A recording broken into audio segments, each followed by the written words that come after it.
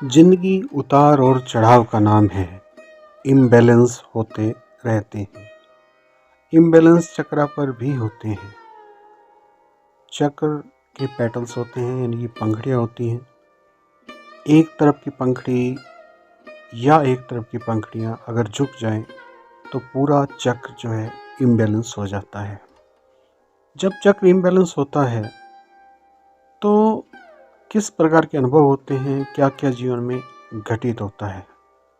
कोई भी चक्र इम्बैलेंस होगा ना, उससे संबंधित जितने भी कार्य होंगे वो सारे के सारे खराब होने शुरू हो जाएंगे। इस तरीके से भी हो सकता है कि एक तरफ इम्बैलेंसेस से बहुत ज़्यादा नुकसान होना शुरू हो जाए और दूसरी तरफ जो उसकी एनर्जी बढ़ रही है वहाँ से कुछ फ़ायदा भी होना शुरू हो जाए।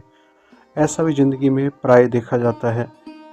इम्बैलेंसेस इस प्रकार की भी होती हैं।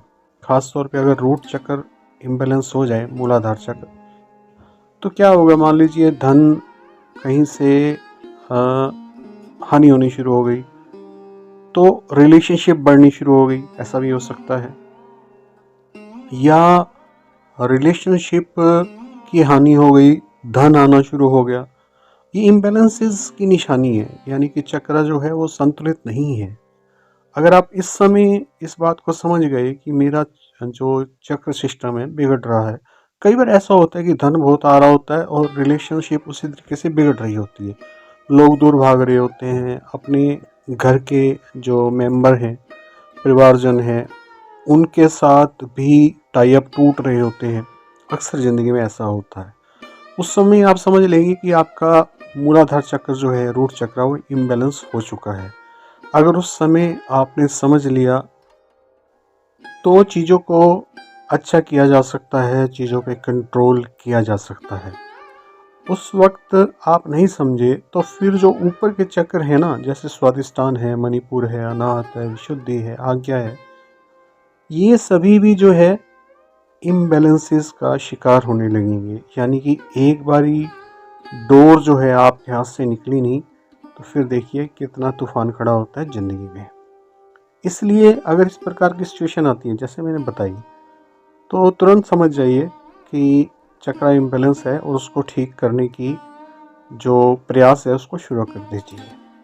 अब जो ठीक करने का प्रयास है वो आप खुद से मत कीजिएगा, कभी भी मत कीजिएगा।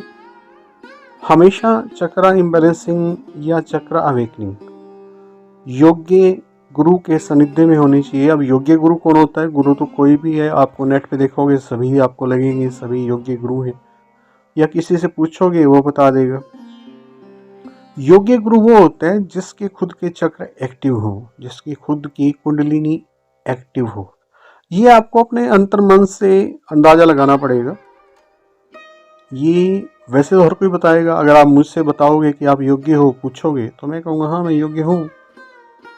लेकिन अंतर्मन से आपको मेरे बारे में सोचना होगा, या किसी के बारे में जिससे आप सीखना चाह रहे हैं उसके बारे में सोचना होगा। तो आपको कहीं ना कहीं आपका अंतर्मन जवाब देगा। अगर अंतर्मन जवाब नहीं दे रहा तो सपने में आपको कोई ना कोई जवाब मिलेगा कि इस व्यक्ति से आपको सीखना चाहिए या नहीं सीखना चाहिए। ये बहुत ज़रूरी फैक्ट बता रहा हूँ।